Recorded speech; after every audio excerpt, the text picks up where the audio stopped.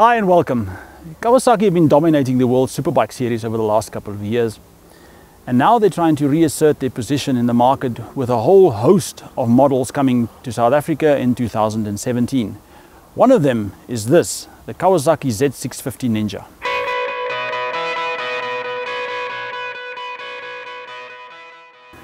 For the last 10 years or so, the entry level into the Kawasaki mid-range market was always the ER6N and the ER6F.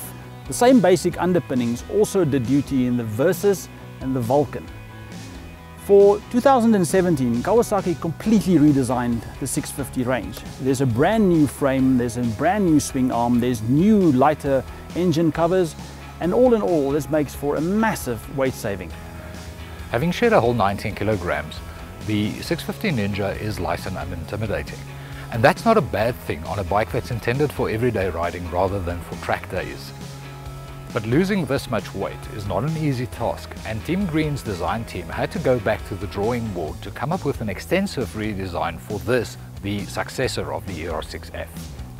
The new chassis is dramatically different. The frame is now a steel trellis, and along with the swing arm, which is also lighter, it contributes to the total weight loss. The steering geometry is also now a little more aggressive, with the rake now reduced to 24 degrees and the trail reduced by 99 millimeters. Kawasaki's design team took pains to make this look like a sports bike, and a case in point is the little lip over the front headlight, which is a styling cue from the World Superbike winning ZX10R. Clearly they succeeded, because in my opinion, a casual observer would be very likely to mistake this for a sports bike rather than a commuter. The ergonomics are slightly sportier, but they're still comfortable. The seat and foot pegs are slightly lower, and the latter are also positioned forward, making the bike feel less cramped. Shorter riders can take heart that the seat is not just lower, but it's also narrower, and that makes it really easy to get your feet flat on the ground.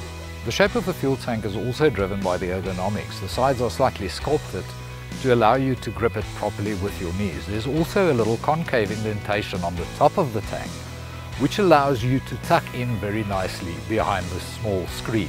Right off the bat, this motorcycle had to contend with labels like commuter and beginner bike.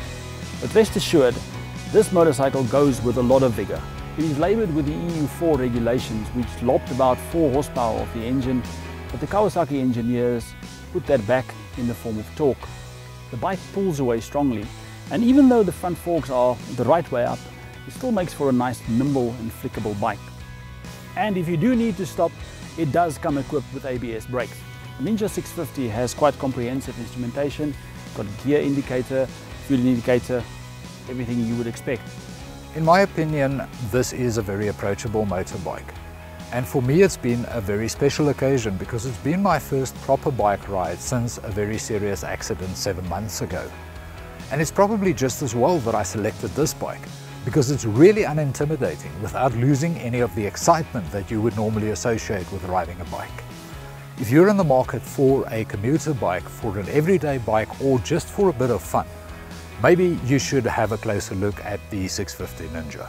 So in conclusion, if you are looking for a commuter that doesn't look like it doubles as a pizza delivery bike on weekends, this should definitely be on your radar.